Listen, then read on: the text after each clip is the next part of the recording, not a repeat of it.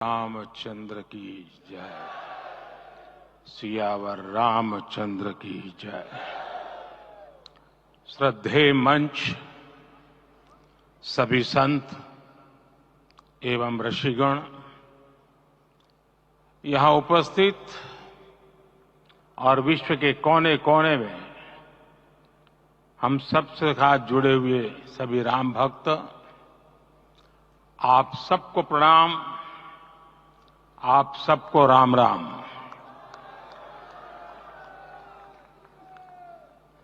आज हमारे राम आ गए हैं।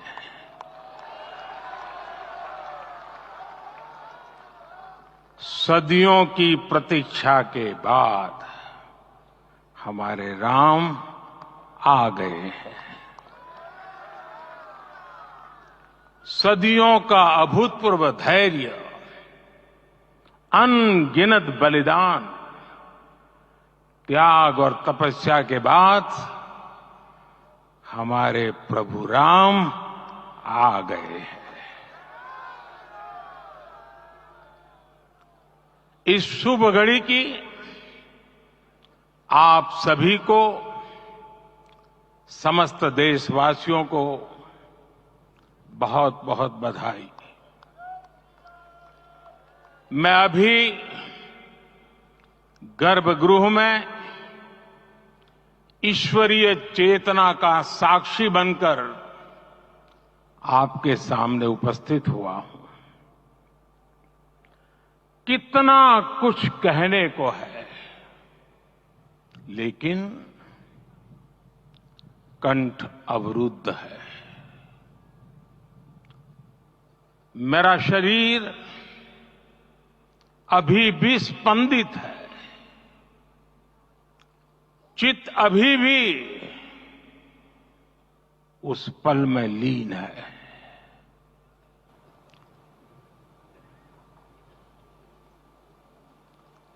हमारे रामलला अब टेंट में नहीं रहेंगे।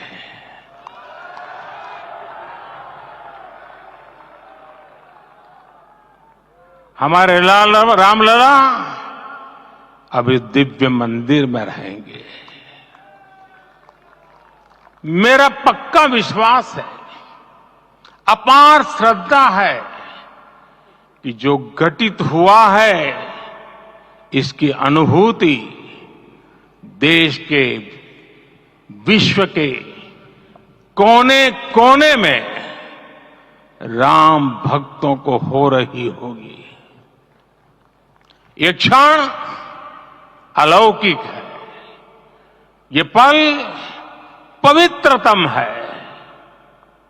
ये माहौल, ये वातावरण, ये ऊर्जा, ये घड़ी प्रभु श्री राम का हम सब पर आशीर्वाद है।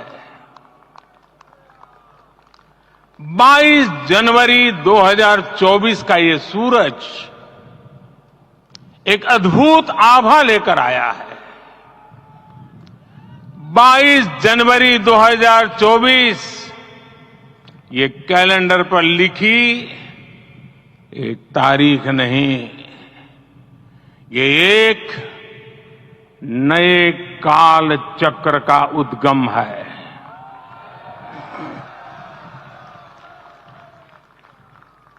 राम मंदिर के भूमि पूजन के बाद से प्रतिदिन पूरे देश में उमंग और उत्साह बढ़ता ही जा रहा था। निर्माण कार्य देख देशवासियों में हर दिन एक नया विश्वास पैदा हो रहा था। आज हमें सदियों के उस धैर्य की धरोहर मिली है। आज हमें श्री राम का मंदिर मिला है। गुलामी की मानसिकता को तोड़कर उठ खड़ा हो राष्ट्र। अतीत के हर दंश से हौसला लेता हुआ राष्ट्र ऐसे ही नव इतिहास का सृजन करता है। आज से 1000 साल बाद भी लोग आज की इस तारीख की, आज के इस पल की चर्चा करेंगे। और ये कितनी बड़ी राम कृपा है कि हम सब इस पल को जी रहे हैं, इसे साक्षात घटित होते देख रहे हैं। आज दिन, दिशाएं, दिगंत सब दिव्यता से परिपूर्ण है। ये समय सामान्य समय नहीं है।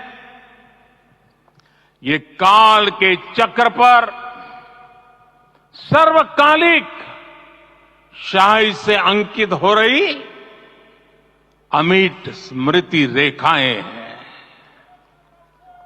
साथियों, हम सब जानते हैं कि जहां राम का काम होता है, वहां पवन पुत्र हनुमान अवश्य विराजमान होते हैं।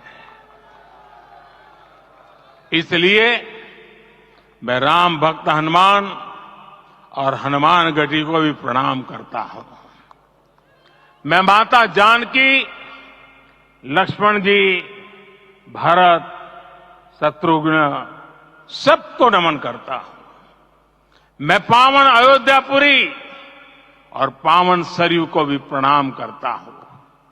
मैं इस पल दैवीय अनुभव कर रहा हूं कि जिनके आशीर्वाद से ये महान कार्य पूरा हुआ है। वे दिव्य आत्माएं, वे दैवीय विभूतियां भी इस समय हमारे आसपास उपस्थित है। मैं इन सभी दिव्य चेतनाओं को भी कृतज्ञता पूर्वक नमन करता हूं। मैं आज प्रभु श्री राम से क्षमा याचना भी करता हूं। हमारे पुरुषार्थ, हमारे त्याग, तपस्या में कुछ तो कमी रह गई होगी कि हम इतनी सदियों तक ये कार्य कर नहीं पाए। आज वो कमी पूरी हुई है।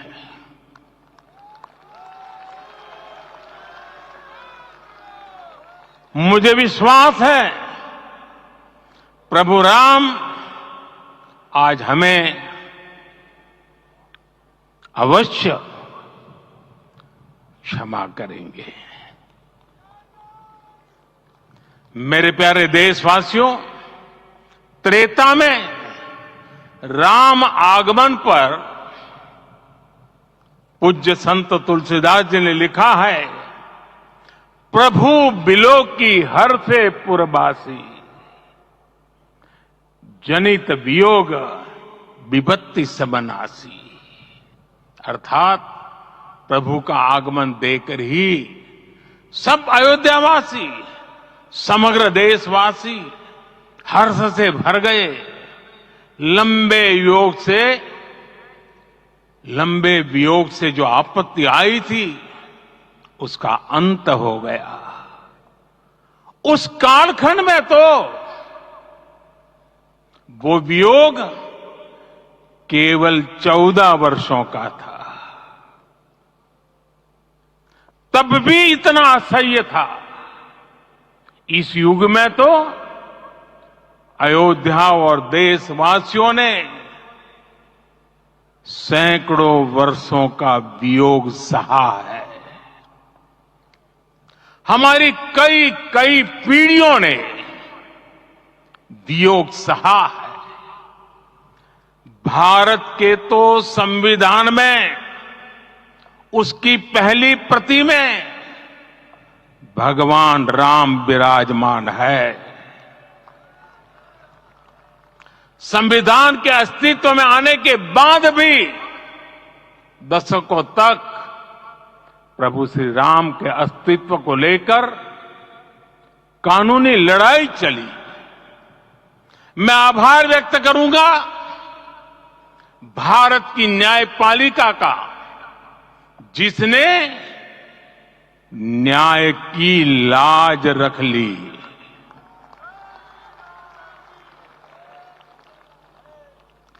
न्याय के पर्याय प्रभु राम का मंदिर भी न्यायबद्ध तरीके से ही बना। साथियों, आज गांव-गांव में एक साथ कीर्तन संकीर्तन हो रहे हैं। आज मंदिरों में उत्सव हो रहे हैं, स्वच्छता अभियान चलाए जा रहे हैं। पूरा देश आज दीपावली मना रहा है। आज शाम घर घर राम ज्योति प्रज्वलित करने की तैयारी है। कल मैं श्री राम के आशीर्वाद से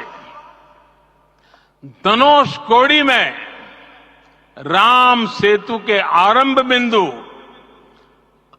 अरिचल मुनाई पर था। जिस घड़ी प्रभु राम समुद्र पार करने निकले थे, वो एक पल था जिसने काल चक्र को बदला था। उस भावमय पल को महसूस करने का मेरा ये विनम्र प्रयास था। वहां पर मैंने पुष्प वंदना की।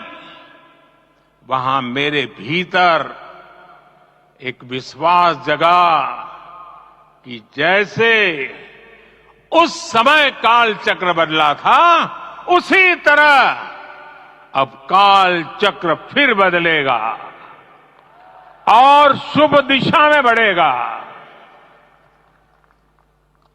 अपने 11 दिन के व्रत अनुष्ठान के दौरान मैंने उन स्थानों का चरण स्पर्श करने का प्रयास किया जहां प्रभु राम के चरण पड़े थे। चाहे वो नासिक का पंचवटी धाम हो, केरला का पवित्र त्रिपायर मंदिर हो, आंध्र प्रदेश में लेपाक्षी हो, श्रीरंगम में रंगनाथ स्वामी मंदिर हो, रामेश्वरम में श्री रामनाथ स्वामी मंदिर हो, या फिर धनुषकोडी। मेरा सौभाग्य है कि इसी पुनीत पवित्र भाव के साथ मुझे सागर से सरयू तक की यात्रा का अवसर मिला। सागर से सरयू तक हर जगह राम नाम का वही उत्सव भाव छाया हुआ है। प्रभु राम तो भारत की आत्मा के कण कण से जुड़े हुए हैं। राम भारतवासियों के अंतर मन में विराजे हुए हैं। हम भारत में कहीं भी किसी की अंतरात्मा को छुएंगे तो इस एकत्व की अनुभूति होगी और यही भाव सब जगह मिलेगा। इससे उत्कृष्ट, इससे अधिक देश को समायोजित करने वाला सूत्र और क्या हो सकता है। मेरे प्यारे देशवासियों, मुझे देश के कोने कोने में अलग अलग भाषाओं में रामायण सुनने का अवसर मिला है, लेकिन विशेषकर पिछले 11 दिनों में रामायण अलग अलग भाषा में अलग राज्यों से मुझे विशेष रूप से सुनने का मौका मिला। राम को परिभाषित करते हुए ऋषियों ने कहा है, रमन्ते यस्मिन् इति रामः, अर्थात जिसमें रम जाए वही राम है। राम लोक की स्मृतियों में, पर्वत से लेकर परंपराओं में सर्वत्र समाये हुए हैं। हर युग में लोगों ने राम को जिया है। हर युग में लोगों ने अपने अपने शब्दों में अपनी अपनी तरह से राम को अभिव्यक्त किया है। और ये राम रस जीवन प्रवाह की तरह निरंतर बहता रहता है। प्राचीन काल से भारत के हर कोने के लोग राम रस का आचमन करते रहे हैं। राम कथा असीम है और रामायण भी अनंत है। राम के आदर्श, राम के मूल्य, राम की शिक्षाएं सब जगह एक समान है। प्रिय देशवासियों, आज इस ऐतिहासिक समय में देश उन व्यक्तित्वों को भी याद कर रहा है जिनके कार्य और समर्पण की वजह से आज हम ये शुभ दिन देख रहे हैं। राम के इस काम में कितने ही लोगों ने त्याग और तपस्या की पराकाष्ठा करके दिखाई है। उन अनगिनत राम भक्तों के, उन अनगिनत कार सेवकों के और उन अनगिनत संत महात्माओं के हम सब ऋणी हैं। साथियों, आज का ये अवसर उत्सवता का क्षण तो है ही, लेकिन इसके साथ ही यह क्षण भारतीय समाज की परिपक्वता के बोध का भी क्षण है। हमारे लिए ये अवसर सिर्फ विजय का नहीं, विनय का भी है। दुनिया का इतिहास साक्षी है कि कई राष्ट्र अपने ही इतिहास में उलझ जाते हैं। ऐसे देशों ने जब भी अपने इतिहास की उलझी हुई गांठों को खोलने का प्रयास किया, उन्हें सफलता पाने में बहुत कठिनाई आई, बल्कि कई बार तो पहले से ज्यादा मुश्किल परिस्थितियां बन गई। लेकिन हमारे देश ने इतिहास की इस गांठ को जिस गंभीरता और भावुकता के साथ खोला है, वो ये बताती है कि हमारा भविष्य हमारे अतीत से बहुत सुंदर होने जा रहा है। वो भी एक समय था जब कुछ लोग कहते थे कि राम मंदिर बना तो आग लग जाएगी। ऐसे लोग भारत के सामाजिक भाव की पवित्रता को नहीं जान पाए। रामलला के इस मंदिर का निर्माण भारतीय समाज के शांति, धैर्य, आपसी सद्भाव और समन्वय का भी प्रतीक है। हम देख रहे हैं ये निर्माण किसी आग को नहीं, बल्कि ऊर्जा को जन्म दे रहा है। राम मंदिर समाज के हर वर्ग को एक उज्जवल भविष्य के पथ पर बढ़ने की प्रेरणा लेकर आया है।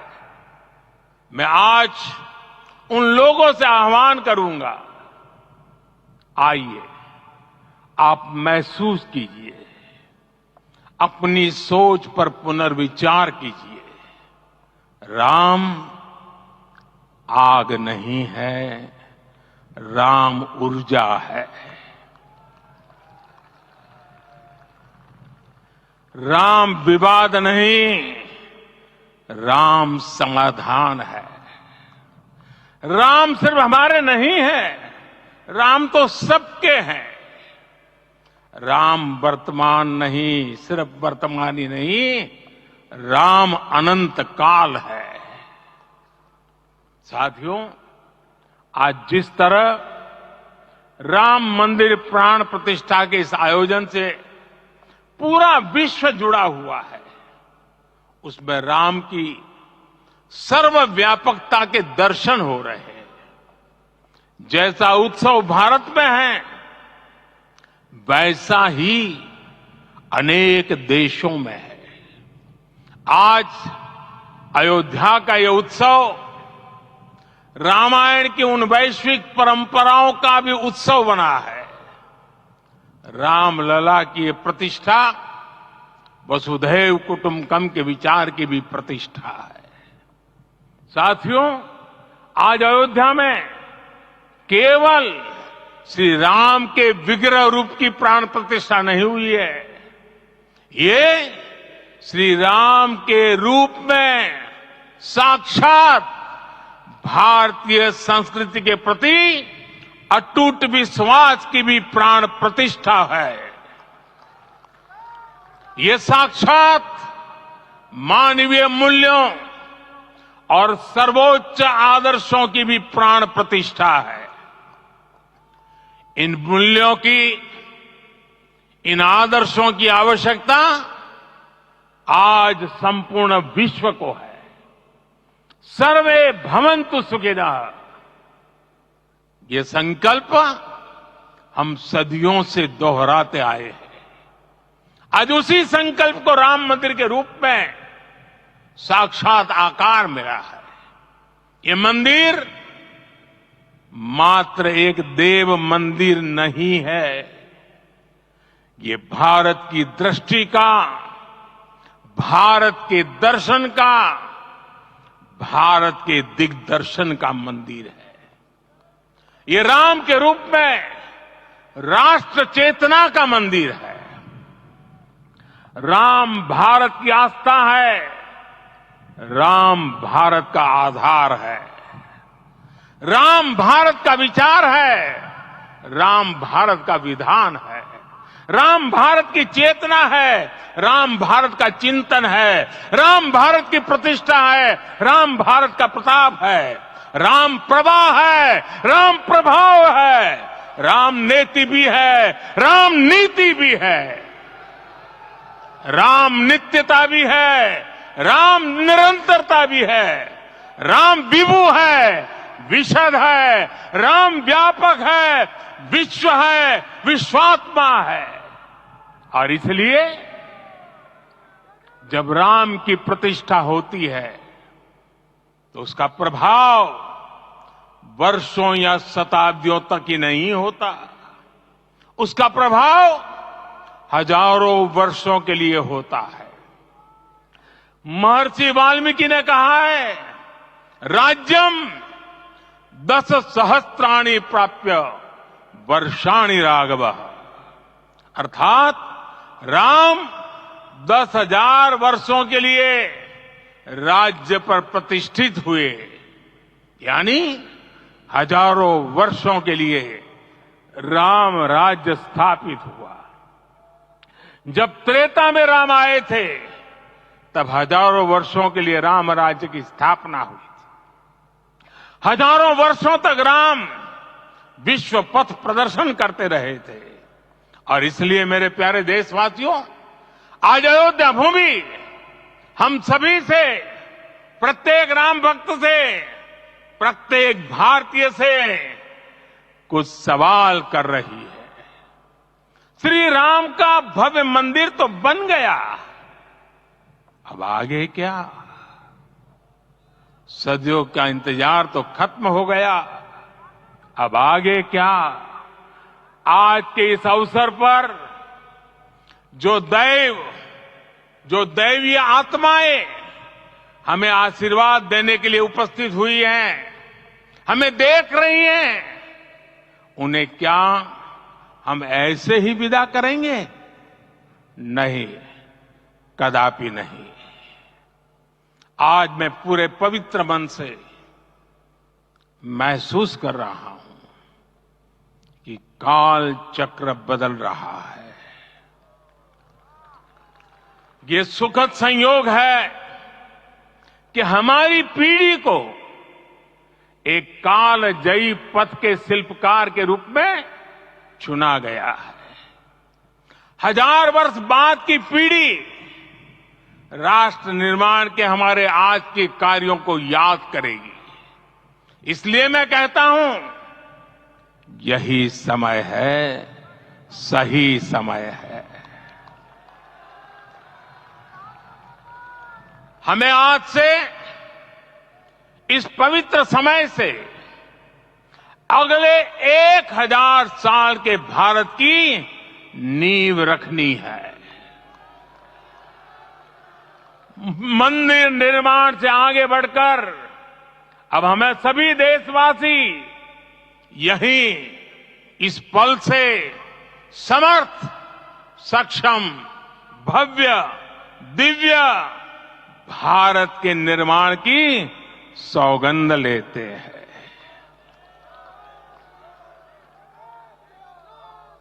राम के विचार मानस के साथ ही जनमानस में भी हो, यही राष्ट्र निर्माण की सीढ़ी है। साथियों, आज के युग की मांग है कि हमें अपने अंतःकरण को विस्तार देना होगा। हमारी चेतना का विस्तार देव से देश तक, राम से राष्ट्र तक होना चाहिए। हनुमान जी की भक्ति, हनुमान जी की सेवा, हनुमान जी का समर्पण, ये ऐसे गुण हैं जिन्हें हमें बाहर नहीं खोजना पड़ता। प्रत्येक भारतीय में भक्ति, सेवा और समर्पण के भाव समर्थ, सक्षम, भव्य, दिव्य भारत का आधार बनेंगे। और यही तो है देव से देश और राम से राष्ट्र की चेतना का विस्तार। दूर सुदूर जंगल में, कुटिया में जीवन गुजारने वाली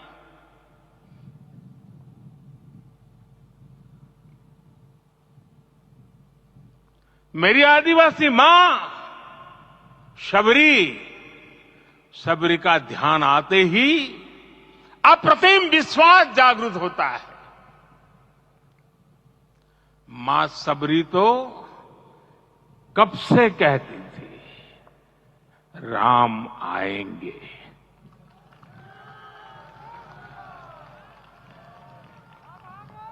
प्रत्येक भारतीय में जन्मा यही विश्वास समर्थ, सक्षम, भव्य भारत का आधार बनेगा। और यही तो है देव से देश और राम से राष्ट्र की चेतना का विस्तार। हम सब जानते हैं कि निषाद राज की मित्रता सभी बंधनों से परे है। निषाद राज का राम के प्रति सम्मोहन, प्रभु राम का निषाद राज के लिए अपनापन कितना मौलिक है। सब अपने हैं, सभी समान है। प्रत्येक भारतीय में अपनत्व की, बंधुत्व की ये भावना समर्थ, सक्षम, भव्य, दिव्य भारत का आधार बनेगी। और यही तो है देव से देश और राम से राष्ट्र की चेतना का विस्तार। साथियों, आज देश में निराशा के लिए रत्ती भर भी स्थान नहीं है। मैं तो बहुत सामान्य हूं, मैं तो बहुत छोटा हूं। अगर कोई ये सोचता है तो उसे गिलहरी के योगदान को याद करना चाहिए। गिलहरी का स्मरण ही हमें हमारी इस हिचक को दूर करेगा, हमें सिखाएगा कि छोटे बड़े हर प्रयास की अपनी ताकत होती है, अपना योगदान होता है। और सबके प्रयास की यही भावना समर्थ, सक्षम, भव्य, दिव्य भारत का आधार बनेगी। और यही तो देव से देश और राम से राष्ट्र की चेतना का विस्तार। साथियों, लंकापति रावण प्रकांड ज्ञानी थे, अपार शक्ति के धनी थे, लेकिन जटायु जी की मूल्य निष्ठा देखिए। वे महाबली रावण से भिड़ गए। उन्हें भी पता था कि वो रावण को परास्त नहीं कर पाएंगे, लेकिन फिर भी उन्होंने रावण को चुनौती दी। कर्तव्य की यही पराकाष्ठा समर्थ, सक्षम, भव्य, दिव्य भारत का आधार है। और यही तो है देव से देश और राम से राष्ट्र की चेतना का विस्तार। आइए हम संकल्प लें कि राष्ट्र निर्माण के लिए हम अपने जीवन का पल पल लगा देंगे। राम काज से राष्ट्र काज, समय का पल पल, शरीर का कण कण राम समर्पण को राष्ट्र समर्पण के ध्येय से जोड़ देंगे। मेरे देशवासियों, प्रभु श्री राम की हमारी पूजा विशेष होनी चाहिए। ये पूजा स्व से ऊपर उठ करके समष्टि के लिए होनी चाहिए। ये पूजा अहम से उठकर वयम के लिए होनी चाहिए। प्रभु को जो भोग चढ़ेगा वो विकसित भारत के लिए हमारे परिश्रम की पराकाष्ठा का प्रसाद भी होगा। हमें नित्य पराक्रम, पुरुषार्थ, समर्पण का प्रसाद प्रभु राम को चढ़ाना होगा। इनसे नित्य प्रभु राम की पूजा करनी होगी, तब हम भारत को वैभवशाली और विकसित बना पाएंगे। मेरे प्यारे देशवासियों, ये भारत के विकास का अमृत काल है। आज भारत युवा शक्ति की पूंजी से भरा हुआ है, ऊर्जा से भरा हुआ है। ऐसी सकारात्मक परिस्थितियां फिर न जाने कितने समय बाद बनेगी। हमें अब चूकना नहीं है, हमें अब बैठना नहीं है। मैं अपने देश के युवाओं से कहूंगा, आपके सामने हजारों वर्ष की परंपरा की प्रेरणा है। आप भारत की उस पीढ़ी का प्रतिनिधित्व करते हैं जो चांद पर तिरंगा लहरा रही है। वो 15 लाख किलोमीटर की यात्रा करके सूर्य के पास जाकर मिशन आदित्य को सफल बना रही है।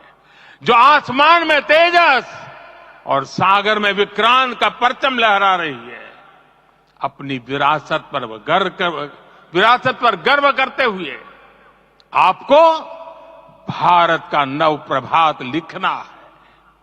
परंपरा की पवित्रता और आधुनिकता की अनंतता, दोनों ही पथ पर चलते हुए भारत समृद्धि के लक्ष्य तक पहुंचेगा। मेरे साथियों, आने वाला समय अब सफलता का है। आने वाला समय अब सिद्धि का है। ये भव्य राम मंदिर साक्षी बनेगा भारत के उत्कर्ष का, भारत के उदय का। ये भव्य राम मंदिर साक्षी बनेगा भव्य भारत के अभ्युदय का, विकसित भारत का। ये मंदिर सिखाता है कि अगर लक्ष्य सत्य प्रमाणित हो, अगर लक्ष्य सामूहिकता और संगठित शक्ति से जन्मा हो, तब उस लक्ष्य को प्राप्त करना असंभव नहीं है। ये भारत का समय है और भारत अब आगे बढ़ने वाला है। शताब्दियों की प्रतीक्षा के बाद हम यहां पहुंचे हैं। हम सब ने इस युग का, इस कालखंड का इंतजार किया है। अब हम रुकेंगे नहीं, हम विकास की ऊंचाई पर जाकर ही रहेंगे। इसी भाव के साथ रामलला के चरणों में प्रणाम करते हुए आप सभी को बहुत बहुत शुभकामनाएं। सभी संतों के चरणों में मेरे प्रणाम। सियावर रामचंद्र की, सियावर रामचंद्र की, सियावर रामचंद्र की।